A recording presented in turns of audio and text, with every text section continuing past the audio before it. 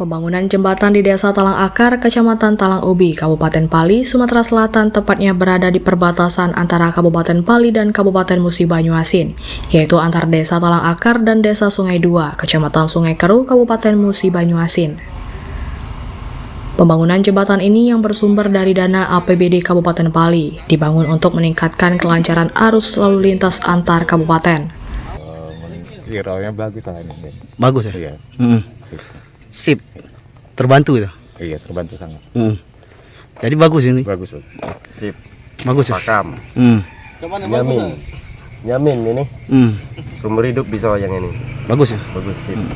Sangat bagus. Bagus ya? Daripada dibanding yang di Sungai Sangkut bagus ini. Bagus ya? Oh. Wah, mantap. Mantap. Mantap yang mana? Dan yang sebelum-sebelum kan yang itu kak, taruhlah menjauh bahasa kami dikit per. Bagus yang ini kak, mulai struktur cari pengecorannya, mulai tontonannya, mulai cari bahan-bahannya, oke lah cari ngatir. Bagus. Ini. Oh, senang itu. Senang ya. Jembatan ini baru selesai dibangun dan begitu banyak menuai pujian dari para pengguna jalan.